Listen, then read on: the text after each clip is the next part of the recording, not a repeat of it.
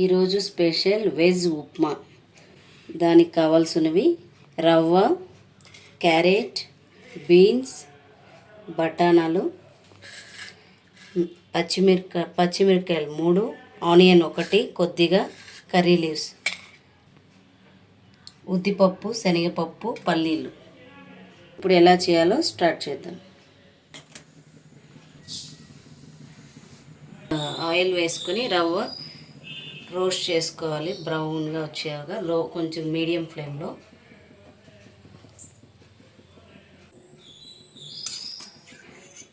కొద్దిగా ఆయిల్ వేసుకొని ఫ్రై చేసుకుందాం.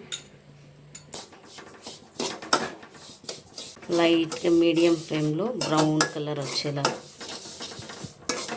హై ఫ్లేమ్లో వేయించారంటే బ్లాక్గా అయిపోతుంది రవ్వ, టేస్ట్ బాగుండదు. కాబట్టి మీడియం ఫ్లేమ్లో మంచిగా రోస్ట్ చేసుకోవాలి.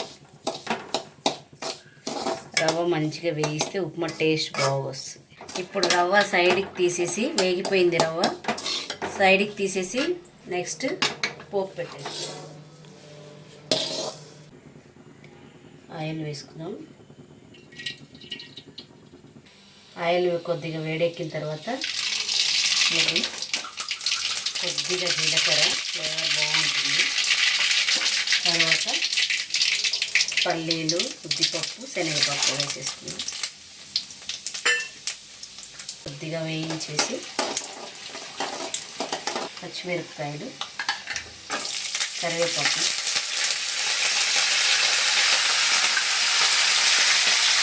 వేసుకున్నాం. తర్వాత ఆనియన్స్ వేసుకున్నాం. బీన్స్,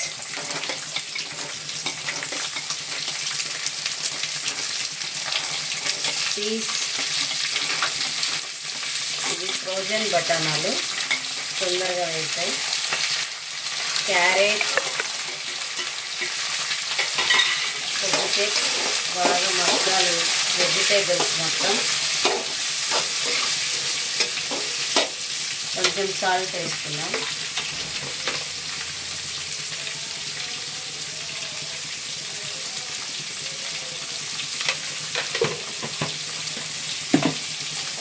కొద్దిసేపు బాగా మగ్గాలి వెజిటేబుల్స్. మనకి రవ్వ తొందరగా ఉడికిపోతుంది కాబట్టి వెజిటేబుల్స్ ఫస్ట్ మనం బాగా ఉడికించుకోవాలి. 1 కప్పు రవ్వకి 4 గ్లాస్ ఆఫ్ వాటర్. నేను 1.5 కప్ తీసుకున్నాను కాబట్టి 6 గ్లాసెస్ ఆఫ్ వాటర్ వేస్తున్నాను. ఎందుకంటే వెజిటేబుల్స్ కూడా బాగా ఉడకాలి కాబట్టి వాటర్ ఎక్కువ తీసుకోవాలి. కొంచెం సాఫ్ట్గా వస్తుంది. వెజిటేబుల్స్ బాగా మగ్గిపోయినాయి. ఇప్పుడు వాటర్ పోసేసుకొని కొంతసేపు వాటర్తో వెజిటేబుల్స్ ఉడకనిద్దాం.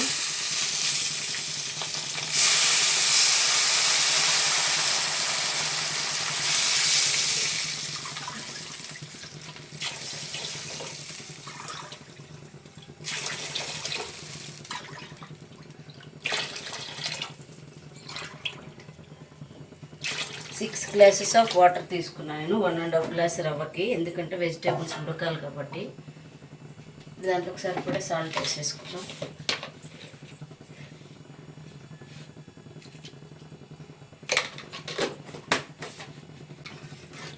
ఈ వాటర్ బాగా బాయిల్ అవ్వాలి కొంతసేపు.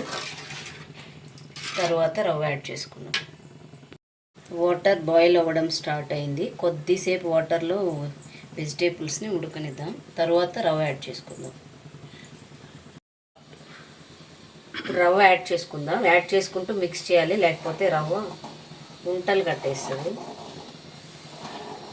కొద్దిగా యాడ్ చేసుకుంటూ మిక్స్ చేసేసుకోవాలి.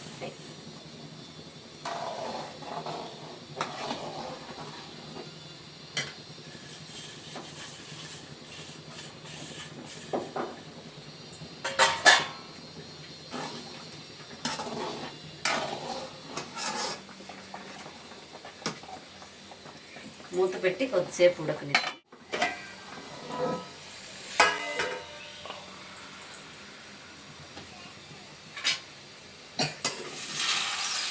మాట్లాడదా ఆల్మోస్ట్ అయిపోయింది.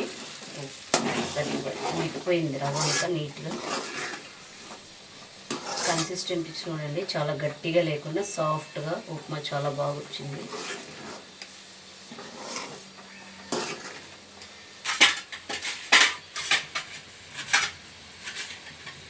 ఫైనల్గా కొద్దిగా కొత్తిమీర వేసేసుకుంటే soft and vegetable upma ready.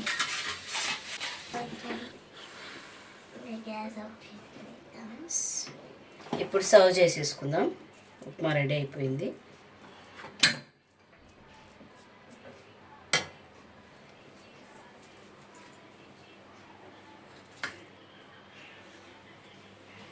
చాలా సాఫ్ట్గా వచ్చింది ఉప్మా, చూస్తుంటే తెలుస్తుంది మీకు. చూడండి ఒకసారి ఎంత సాఫ్ట్గా ఉందో.